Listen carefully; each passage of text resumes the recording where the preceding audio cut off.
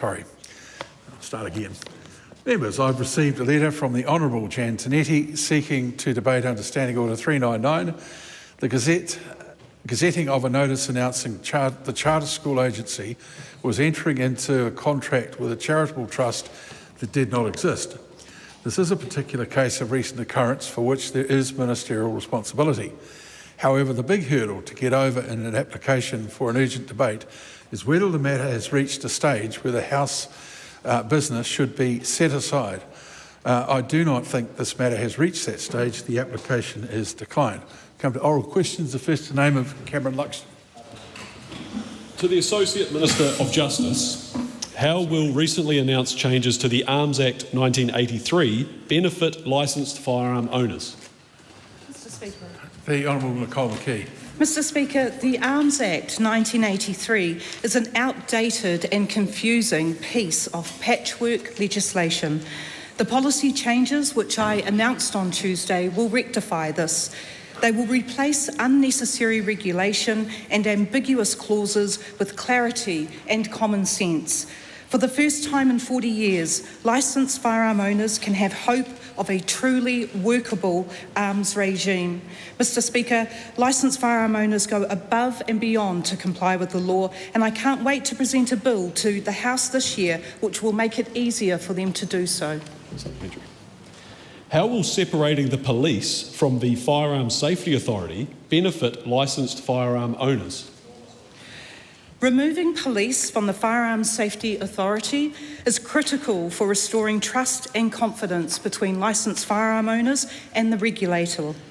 My reforms will remove blue shirts from the Firearms Safety Authority, remove the Commissioner of Police and police staff from all operational decision-making processes, and establish an independent licensing review committee to stop police from marking their own homework. Supplementary. How will these changes allow licensed firearm owners to understand their obligations?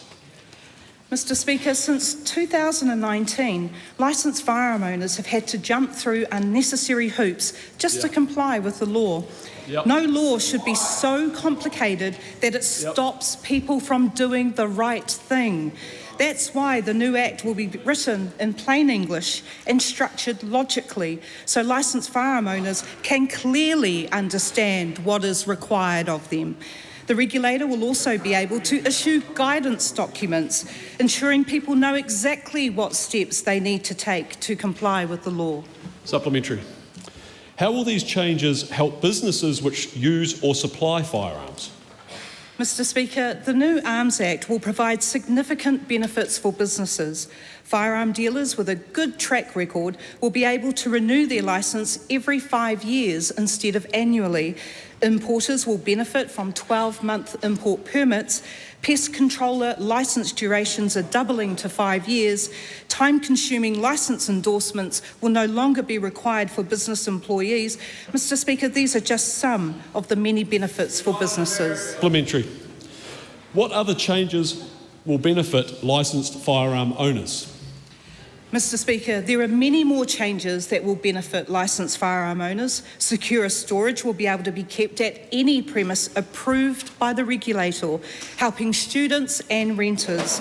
Visiting hunters and competitors will benefit from a new 12-month multi-entry visitor licence. Licence extensions will help deliver more consistent processing times, and clear limits will be set on what information can be stored in the firearms registry.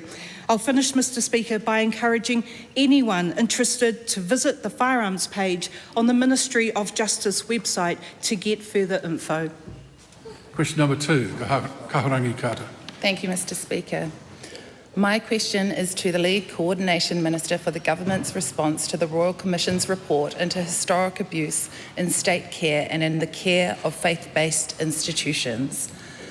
Does she agree with the Prime Minister who said, when asked whether he would implement all Royal Commission recommendations, quote, "Yes, this is a government that's working its way through the 207 recommendations. We've already accepted or partially accepted 85 of those," end quote. The Honourable Erica Stanford. Mr Speaker, as the Prime Minister stated, we are working our way through the 207 recommendations in the Royal Commission's redress report and the final report that are relevant to the Crown. The full breakdown is set out in the Crown Response Plan, published earlier this year, is accepted the intent or partially accepted 85 recommendations, a need to consider a further 99 recommendations, and declined 23 recommendations.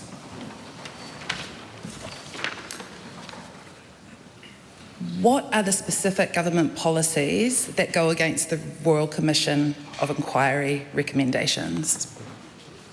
Well, Mr Speaker, I'm not responsible for all government decisions. I'm only responsible for those ones that are in my area, and so it's a very difficult question for me to answer. Point of order. A point of order, Ricardo Mendes March. Thank you. I'd just like to seek some clarification, because if the Minister is the lead coordination minister for the government's response to the Royal Commission's report, would she not have delegations for at least knowing which of the government's actions go against the response towards this and the recommendations themselves? Well, how a question is answered and by whom is the government's choice, and the answer should be given if it can be given consistent with the public interest. If the answer can't be given, then the Minister doesn't give an answer. Supplementary. Is survivor Ihurangi Rewati Peters correct when he said, quote, if this government truly cared about survivors, they would have listened to survivors and the Royal Commission recommendations and implemented a new, independent, single redress system, end quote? Mr Speaker, I've said on many occasions that the thing that was most important to this government and to survivors was to give certainty and surety around a government's response to redress. We knew that implementing an independent redress entity would take years and multiple millions and millions and millions of dollars. We wanted to prioritise certainty and surety to survivors now, which is exactly what we've done, and we have said that all the current steps we are taking would have been, you would have to have taken in order to get to an independent agency anyway, which is something that can be reconsidered when we do the review in 2027. Should survivors expect to see a further announcement about redress since the Prime Minister yesterday said yes to implementing all government-centred recommendations of the Royal Commission? And if not, should survivors understand that the responsible Minister and Prime Minister,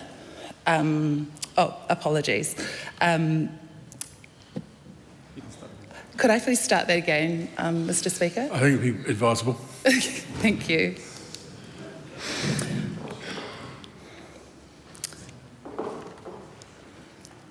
How should survivors feel?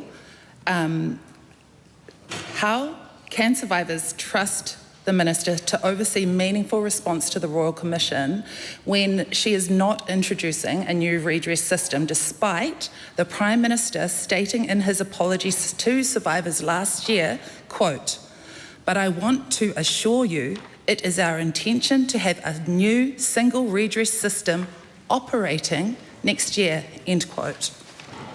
Well, Mr Speaker, answer to all of those parts of the question. If the member goes to the Crown Response website, she will see 3 documents that have been published on that website. One of them is around our government response. But what I would say to those survivors is the most important thing for me right now is that they get the exact details of what is available. And what is really unhelpful for those survivors is when they hear things that are not true, because it upsets them and it makes them think they're not eligible for redress. For example, Mr Speaker, when they hear things like, but the fatal flaw in the redress system is that if you've committed a crime or have been convicted of a crime, you're not eligible. How crazy is that? Now, that was deliberately misinforming survivors, causing a huge amount of pain. It is not true, and it was said online by Tamitha Paul. Supplementary.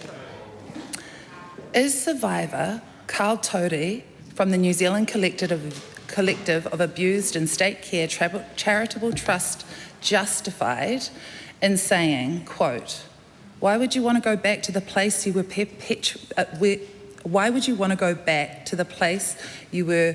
perpetrated for redress?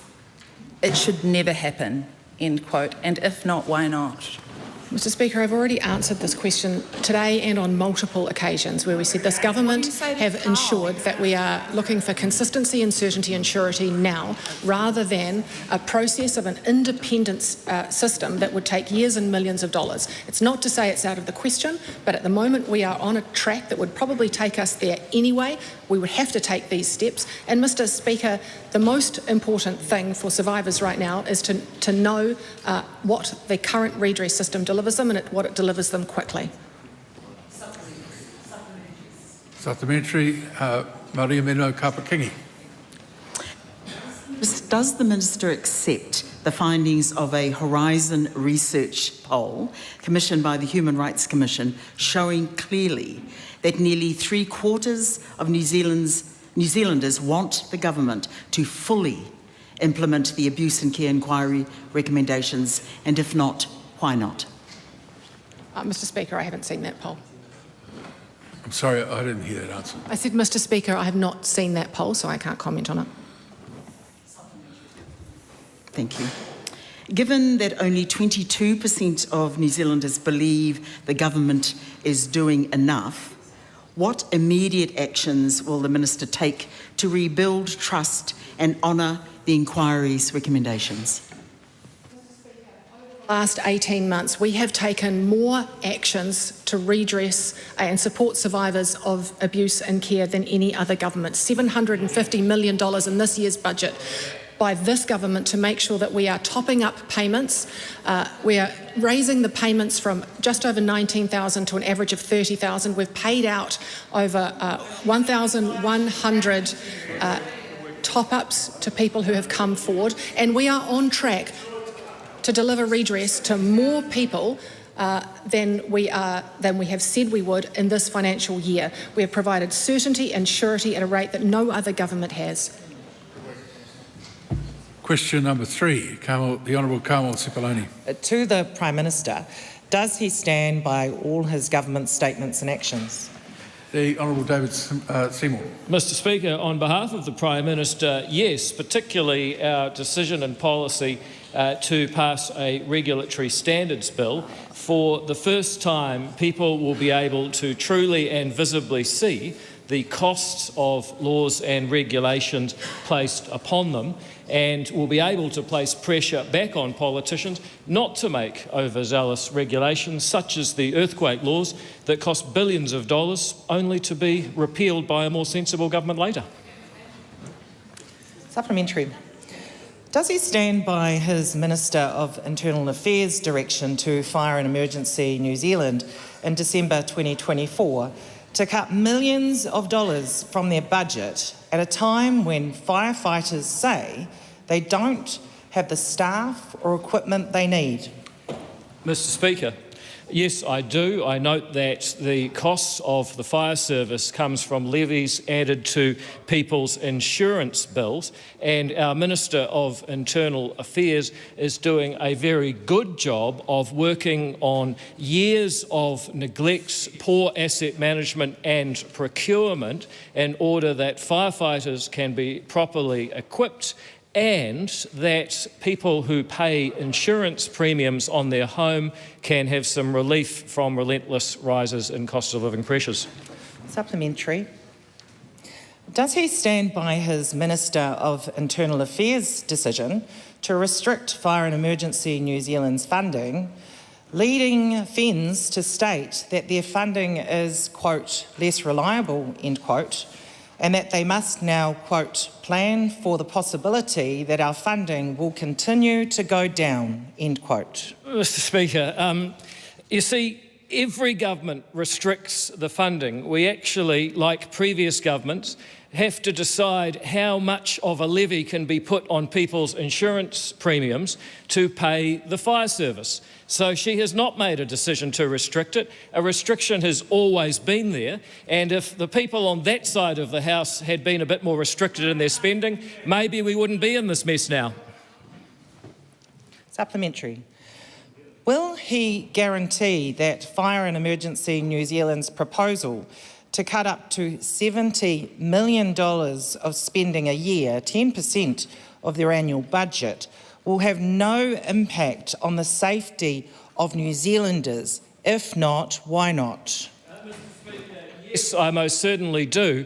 And here's how, and it might enlighten members on the other side. Throwing money at a problem is not the same as solving it.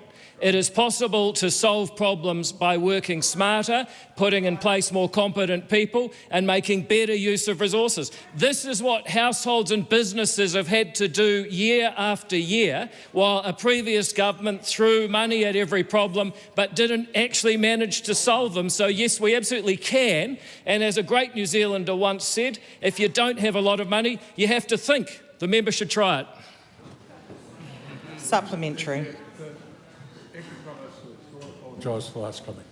I withdraw and apologise. Carmel Cipollone. Supplementary. Why, in the same week that a massive fire broke out in Tongariro National Park, has Fire and Emergency New Zealand been forced to cut specialist wildfire roles? Mr. Speaker, they have not been forced to cut specialist wildfire roles. They have been asked to manage within a budget. They are an autonomous Crown entity, and if you think for a moment that they have made that choice because there was a wildfire, which is the implication of the member's question, well, that's just crazy. Supplementary question. What impact will the loss of 140 jobs, including key fire prevention staff, have on firefighters' ability to respond to emergencies quickly and safely? Mr. Speaker, on behalf of the Prime Minister, it won't have an impact if the resources available to the fire service are well managed, which is precisely the government's objective. Supplementary. Will he guarantee that there will be no pause on the hiring of more professional firefighters? Mr. Speaker, on behalf of the Prime Minister, as I said in my answer to an earlier question, decisions such as whether to hire in a Crown entity are not actually made by the Minister. So you would be asking me as the Prime Minister, or on behalf of the Minister for Internal Affairs, or whoever you think it is, to actually break the law by interfering in a Crown entity. This government does not break the law. That's what other people do. Supplementary. When will he back our firefighters by giving them the additional staff and equipment they need to do their jobs safely, rather than making massive cuts to Fire and Emergency New Zealand that effectively puts us all at risk? Well, Mr. Speaker, we back the firefighters every day. We listen, we treat them with respect, we visit the stations, and we do things like having an asset management plan. You see, Mr. Speaker, in 2017, when the fire service was merged, there was no asset management plan, so it was very difficult to know if the assets were reliable to keep firefighters safe. Now, for the further 6 years, I don't know what was happening, but for some reason, the asset management plan was not put in place. Then in 2023, I don't know what happened, but there seemed to be some sort of change. And since we've had Minister Van Velden in charge of Internal Affairs, an asset management plan has put in place. I don't know if there's a coincidence or a string of them here, but I do know that that member is not the right person to be asking these questions. In fact, I would give up completely if I was her. Question 4, Dr. Lawrence Yunnan. To the Minister of Education, e tōtuko ana ia I ana kōrero me ana mahi katoa. The Honourable Erica Stafford. Mr. Speaker, yes, in the context in which they were made. E mōkio ana ia ki ētahi atu whenua e whakako ana I tētahi o ngā reo whaimana apa anō katonoa e ngā mātua. Mena ai, ke whia. Just going to ask the interpreter to start that interpretation again so that we're certain we know what was said.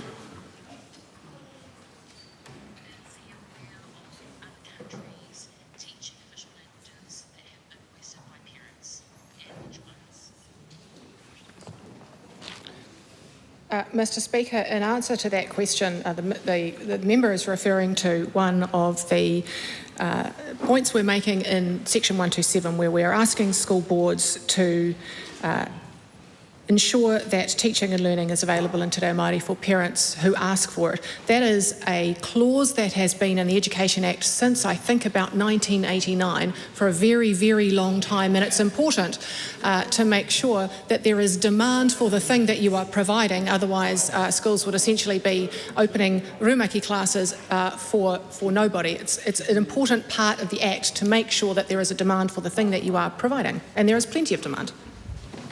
Supplementary.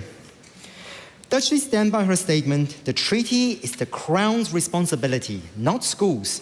If so, how is removing fertility obligations without consultation with Hapu, iwi, and Māori education experts acting responsibly as a treaty partner? Mr Speaker, I do stand by the statements that I made that the core obligation of the Crown is to uphold the treaty and not to be delegated to a school board. And that is the case for many Crown entities. Core Crown is defined by ministers and departments. Crown entities don't necessarily have treaty duties, and Mr Speaker, the boards of trustees are the furthest away you can get almost completely from the Crown in terms of their independence. Supplementary. Who does she think is more committed to Te Tiriti o Waitangi? Her coalition government or the coalition made up of 88 iwi, over 95,000 teachers, principals, schools and kura opposing her repeal of Section 127, subsection 2E of the Education and Training Act?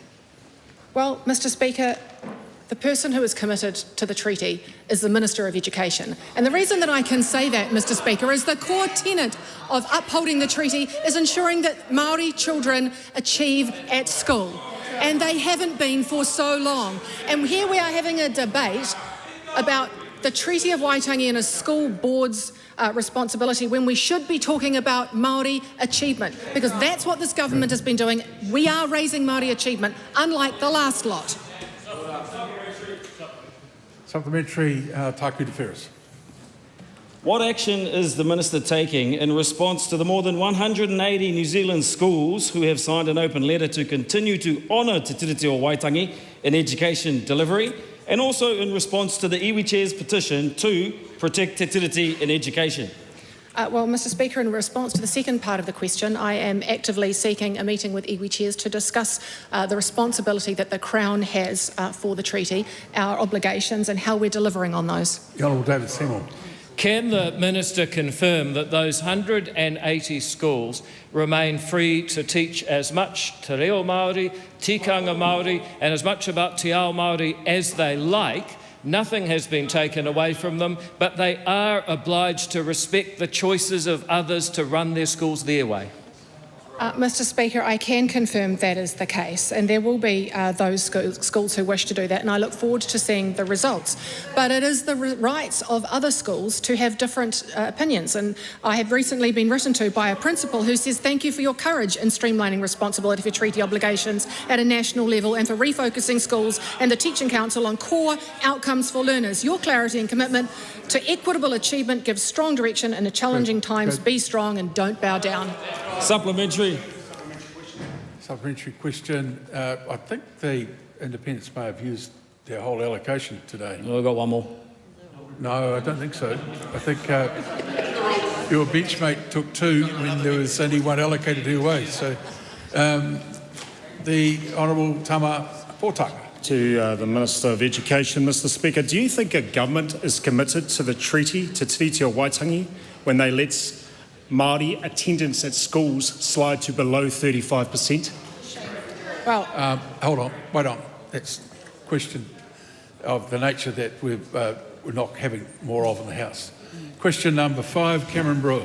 Thank you, Mr Speaker. My question is to the Minister of Finance and asks... Just hold on. We'll just wait for the House to give you the respect of their silence while they listen. Thank you. My question is to the Minister of Finance and asks, what recent reports has she seen on government support for families? Mr Speaker, The Honourable Nicola Willis. in July I announced an expansion of Family Boost to further assist families with the costs of early childhood education.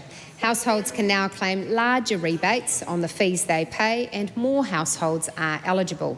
Family Boost is paid quarterly, so after the 30th of September, households were able to go to IRD's website and claim these larger amounts. I've seen a recent report showing that the average payment relating to the September quarter currently equates to just under $100 a fortnight, significantly higher than the average payment of $57 a fortnight for the quarter before. An average payment of $100 a fortnight is welcome support for New Zealanders with young families. How many more households are now receiving Family Boost? Well, Mr Speaker, as a result of the changes I announced in July, thousands of families who couldn't previously claim Family Boost became eligible. That's borne out in the figures. The latest report shows that the number of households receiving Family Boost has so far risen to more than 78,000. That is 10,000 more than at the end of the last quarter. We know many families are doing it tough. These changes will help more of them deal with the costs of early childhood education, particularly families where both parents are working. Supplementary. What difference have these Family Boost changes made to households? Well, Mr Speaker, that does depend on a household's particular circumstance, the income it brings in, how much they pay in early childhood education fees. But what I can tell a member is that the number of families receiving Family Boost payments of $150 a fortnight or more has increased markedly. In the September quarter, 11,584 households have so far got a payment equating to $150 a fortnight or more. I encourage all households who think they could be eligible to go on Inland Revenue's website and register for Family Boost. Mr Speaker, in reply to the interjection... No, you're not replying to that. Supplementary. What feedback has she received on Family Boost? Well, Mr Speaker, I get regular positive feedback on Family Boost through emails and in person. A typical email is the following, which I received last month. It says, I just wanted to say a huge thank you for the Family Boost payments. We have found the whole process incredibly easy and impressively fast. It's been such a positive experience. As an ordinary young working family with a mortgage, this support truly makes a difference. It's a real help in today's climate and we are so grateful for it. Thank you again for making things a little easier for families like ours. And Mr Speaker, members of the opposition cackle at the impact this is having on a real family. Question number 6. We'll just wait for everyone to come. Question number 6, the Honourable Rachel Brooking. Thank you, Mr Speaker. My question is to the Minister for Food Safety. Is he committed to his responsibility under the food safety portfolio to, quote, provide safe and suitable food in New Zealand and for export, unquote? Mr Speaker. The Honourable Mark Patterson. Mr Speaker, on behalf of the Minister, yes, laser focused. Supplementary. Why is he proposing moving meat inspection services from Assure Quality, the government's recognised meat inspection agency, to a model self-regulated by industry? Mr Speaker, on behalf of the Minister, MPI are consulting on a change to the meat inspection regime,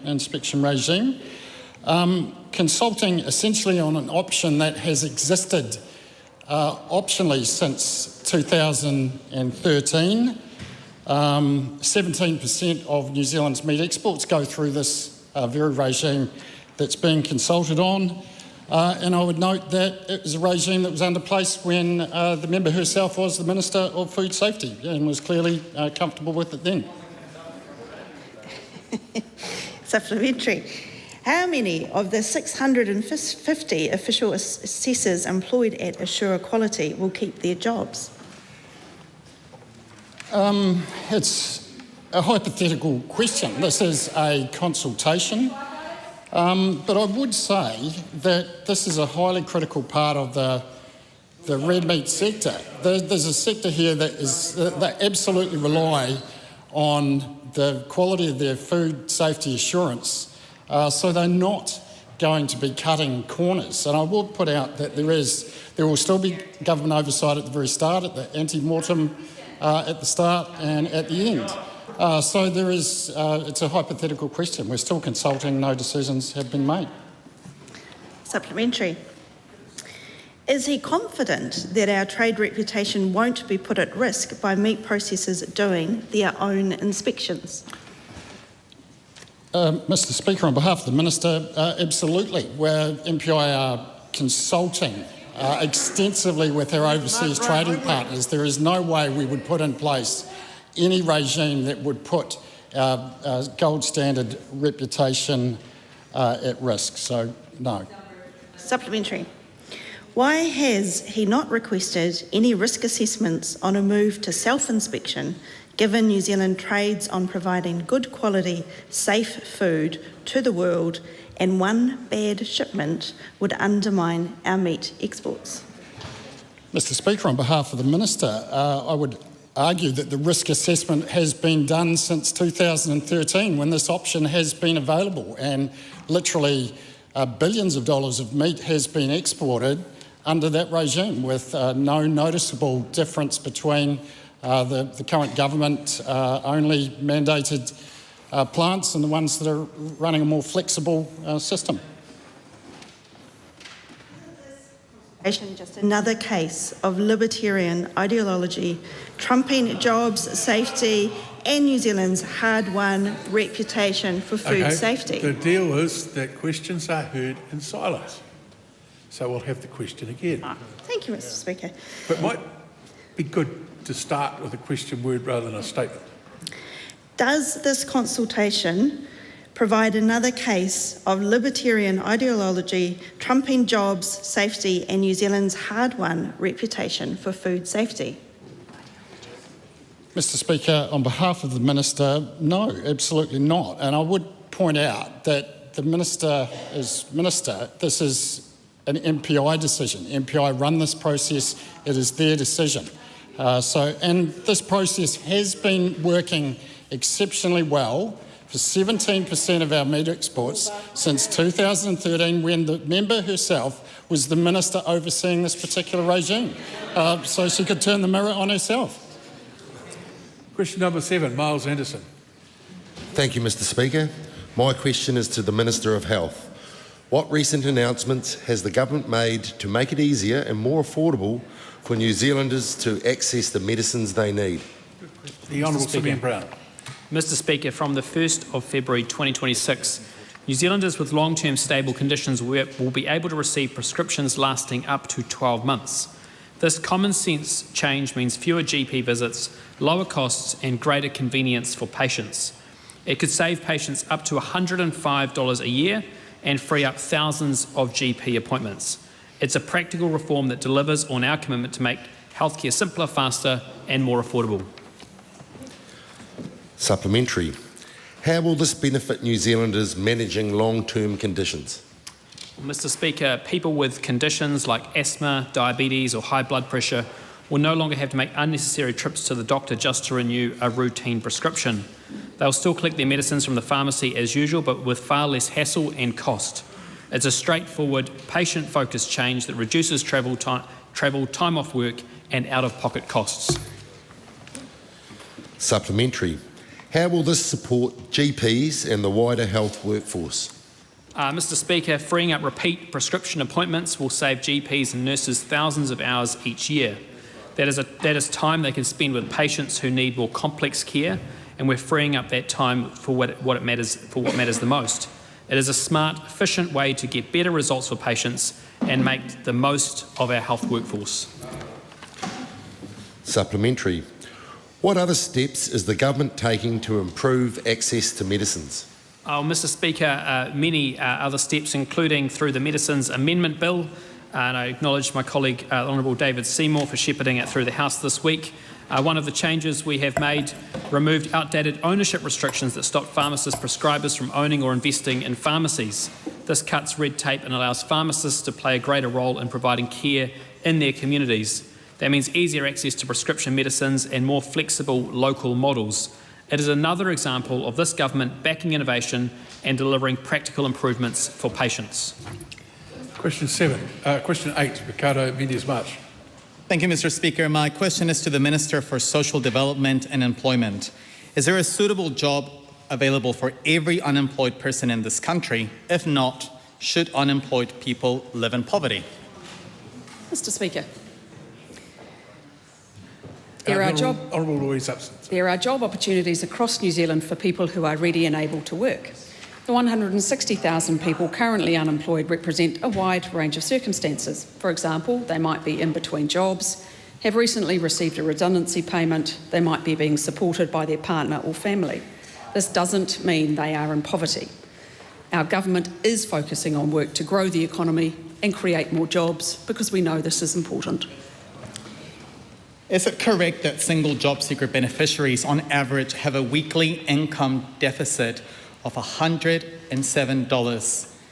And if not, what does she say to the Zero Hunger's collective findings? Well, Mr. Speaker, as I said, there are a range of circumstances where people are unemployed. Not all of them are on the job seeker benefit.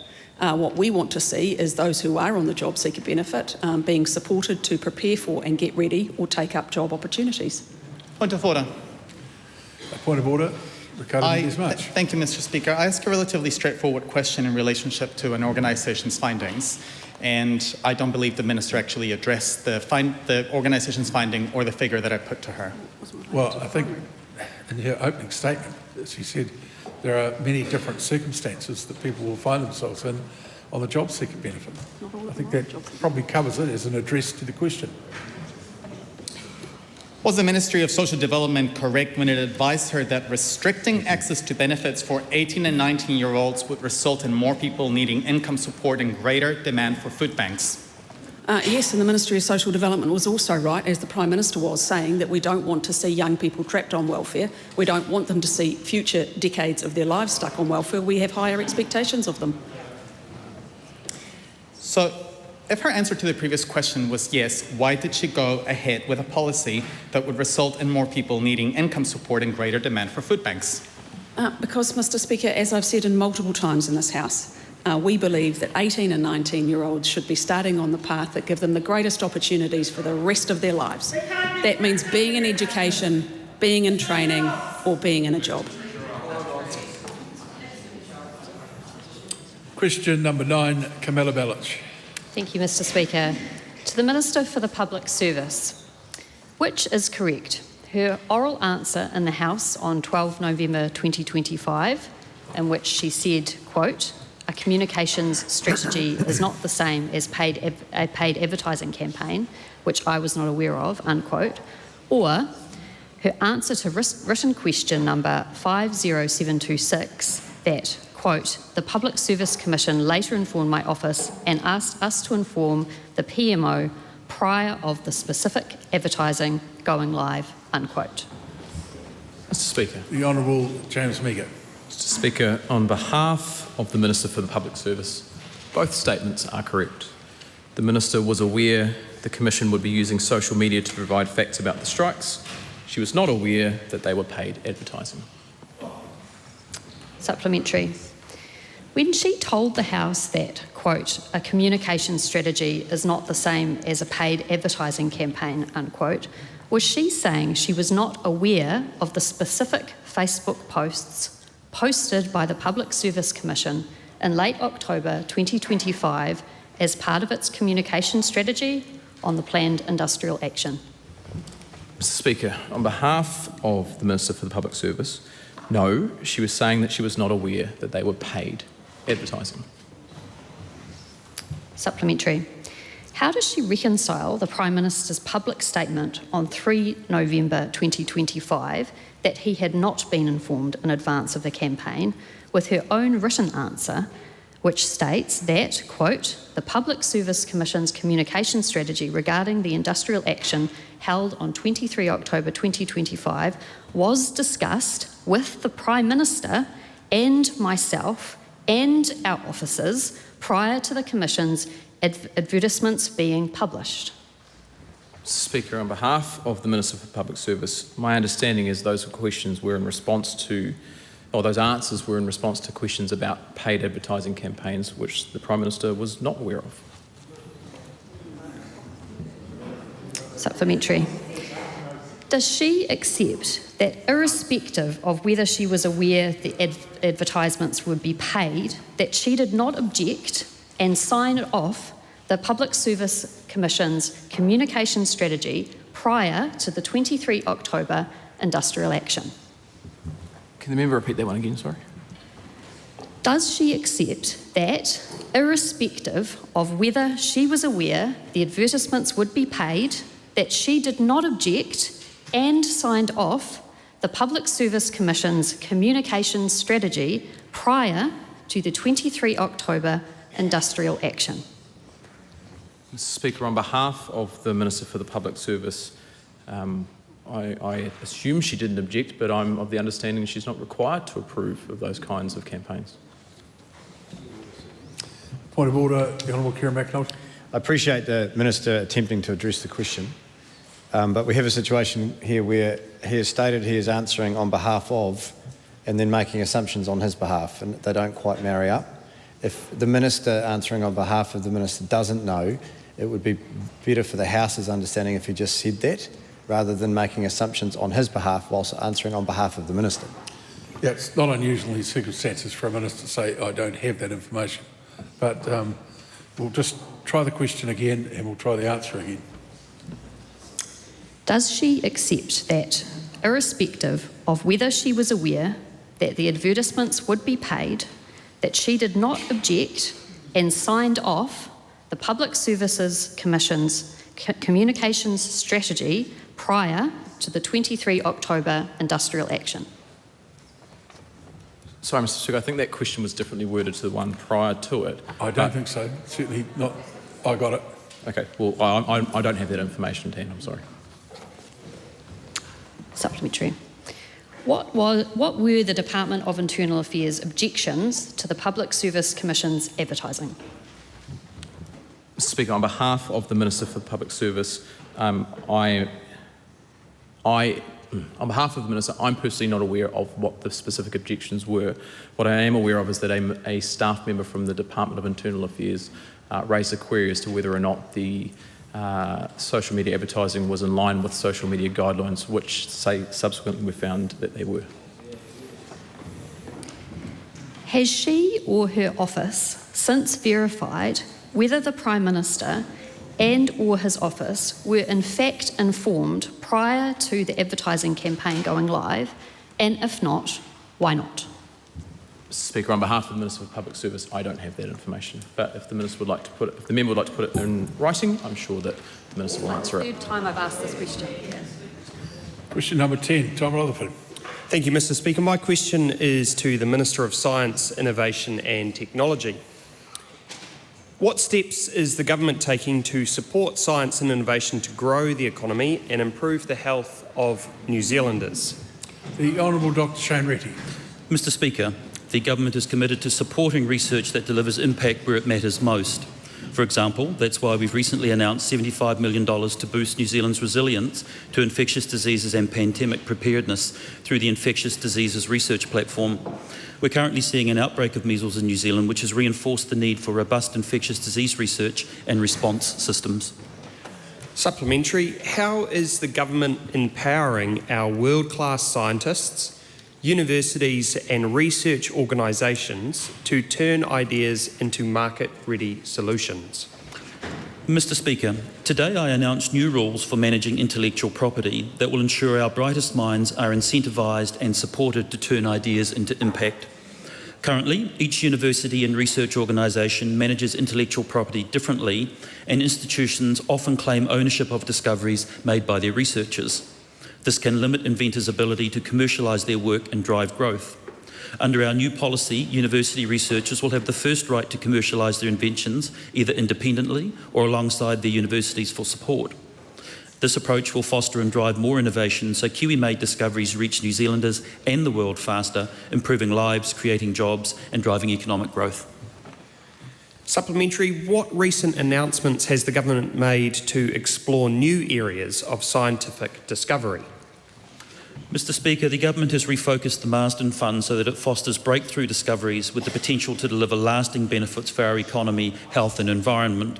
With this in mind, last week more than $80 million was announced for 107 different Marsden Fund research projects.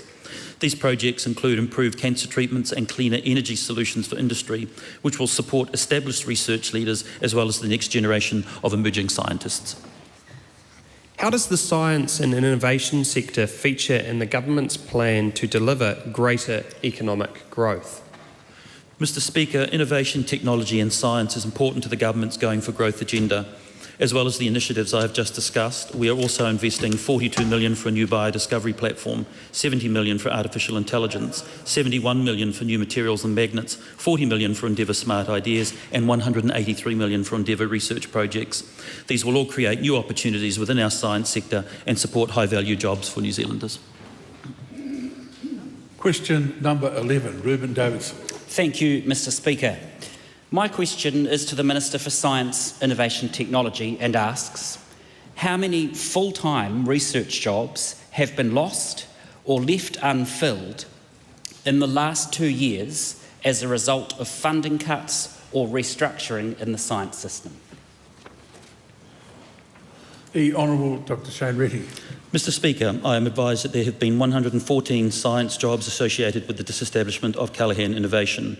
I am further advised that there has been a net reduction of 224 science staff within the CRI/public research organisations from July 2024 to September 2025. However, these are not the result of the current reforms of the science system, but rather operational decisions. It's important to note that our science organisations make changes to staffing levels for a variety of reasons as they adjust to changes in emerging priorities and fluctuations in market conditions, including success in contestable funding and commercial revenues.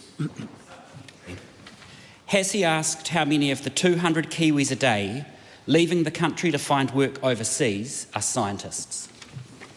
Mr. Speaker, I value all of these scientists who are currently in the system and who currently may be making a choice to go offshore. I would encourage them to contribute or be a part of the funding I have just announced. But furthermore, I'm encouraged by the biannual Stats New Zealand R&D survey that shows the broader New Zealand science sector has actually grown from 28,200 roles in 2022 to 30,600 roles in 2024, adding around 2,400 full-time roles. Supplementary. Does he agree with the winner of the Prime Minister's Science Prize, who last month said, if the funding doesn't change, quote, scientists will pack their bags and move to other countries, end quote. And if not, why not?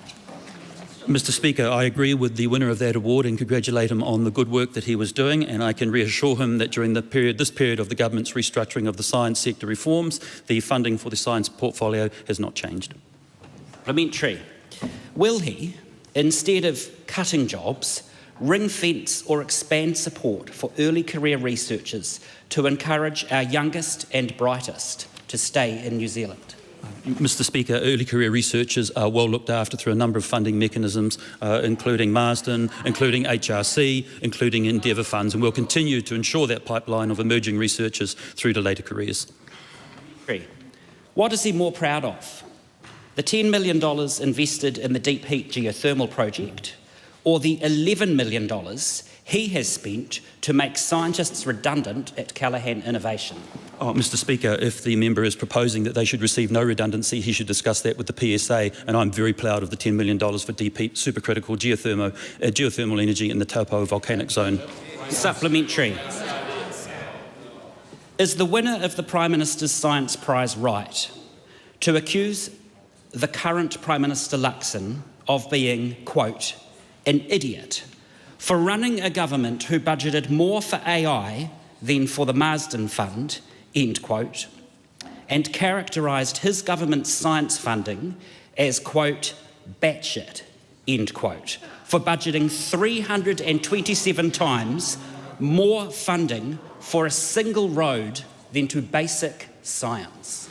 Mr. Speaker, I thank the Prime Minister for his support of the science portfolio and would suggest that some accurate numbers actually be done. Marsden was $70 million or more in 1 year. AI is $70 million over 7 years.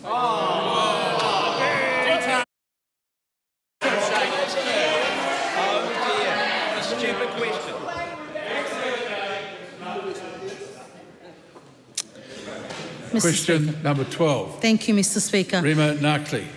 My question is to the Minister for Mental Health and asks, what recent announcement has he made regarding the Mental Health and Addiction Community Sector Innovation Fund? Mr. Speaker. The Honourable Matt Dusey. Thank you, Mr. Speaker. One of the government's top priorities is to improve access to mental health support so all Kiwis can have the help when and where they need it. This morning I announced that 5 grassroots community organisations have received second-round funding from the Mental Health and Addiction Community Sector Innovation Fund. By partnering with organisations such as Barnardo's, NetSafe, Plunkett, the Graham Dingle Foundation and Ki Te o Matariki, we will deliver more support for young people and expand maternal mental health services. When someone takes a brave step of reaching out, whether it's your child, a friend or a family member, this government's committed to ensuring the right support is there. Supplementary. How will the Mental Health and Addiction Community Sector Innovation Fund deliver more youth mental health services? Good question, Mr. Speaker. This government is not just focused on ensuring the right support is in place for mental health issues, but we focus strongly on preventing Kiwis from getting to that point. The Innovation Fund will increase services available for children. Barnardo's will strengthen the 0800 WhatsApp helpline, provide free immediate support to more children and reduce waiting times. NetSafe will create a digital harm and mental health response network, strengthen its helpline and train up to 1,000 workers to respond to youth distress linked to online harm. It will also support Graham Dingle Foundation to expand their Project K program, helping young people across the Waikato, Western Bay of Plenty and Christchurch. No matter where you live, this government is committed to ensuring that faster support is there. Supplementary. Would be good too. Rema Knuckling. Thank you, Mr. Speaker. What new maternal mental health services will be supported through the Mental Health and Addiction Community Sector Innovation Fund? Mr. Speaker, the government's focus is to strengthen prevention and early intervention. We know the first 1,000 days of a child's life lay the foundations for good mental health. The Innovation Fund will support young mothers through Ki Te o Matariki to run peer support groups for expectant mothers aged 15 to 25 in Auckland. The Innovation Fund will support Plunkett to launch a new online maternal mental health service in the Waikato, providing personalised care plans for parents of children aged 0 to 5. The government is committed to ensuring we have the right support in place for mothers and young families. Supplementary. What are the objectives of the Mental Health Innovation Fund and which organisations have already received funding through this initiative? Mr. Speaker, our mental health plan is focused on delivering results, faster access to support, more frontline workers and a better crisis response. The Innovation Fund delivers increased access to mental health support, scalable solutions and increases the workforce. The matched funded for innovative projects improves mental health outcomes. Quite frankly, it gets the money out of the door in Wellington to hard-working NGOs and community providers. The first round of recipients included Mates in Construction, the Mental Health Foundation, Youthline, Wellington City Mission, Rotorua Community Youth Centre, Sir John Kirwan Foundation, Women's Refuge and Just a Thought. Behind every one of these new services are thousands of Kiwis now getting the timely support they need. Good. Question to a member, the Honourable Rachel Brooking. Thank you, Mr. Speaker. My question is to the chairperson of the Environment Committee. Why did she explain advertising an 11-day submissions deadline for the fast-track approvals amendment bill on the basis that, quote, under Standing Order 198, I open submissions to meet the expectation of the timeframe, unquote, when Standing Order 198 makes no reference to the timeframe for submissions? It would appear the chair of the Select Committee is unable to answer that today. The question is deferred and can be asked again on Tuesday. Coming now to Government Order today, number 1. Before I call that, can those leaving the House for other business do so quickly and quietly.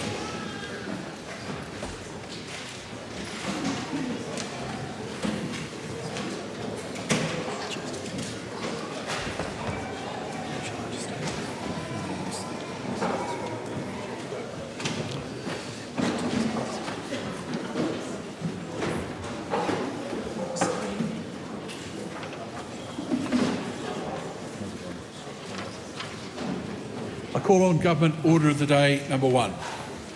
Regulatory Standards Bill, third reading. Mr. Speaker. The Honourable David Seymour. Mr. Speaker, I present a legislative statement on the Regulatory Standards Bill. The legislative statement is published under the authority of the House Mr. Speaker. and can be found on Parliament's website. The Mr. Honourable Speaker. David Seymour. I move that the Regulatory Standards Bill be now read a third time. Mr. Speaker, the Regulatory Standards Bill is a good idea that has been a long time coming. I would like to acknowledge the many staff, MPs, including the Honourable Rodney Hyde, the Regulatory Standards Task Force, and particularly Bryce Wilkinson, the Ministry for Regulation, and particularly Grania and Andrew, the Select Committee led by Cameron Brewer, and my colleagues in the ACT Party and across the government who have all at different times worked to make this possible. And I'd like to start with a thought about Ismoglu and Robinson.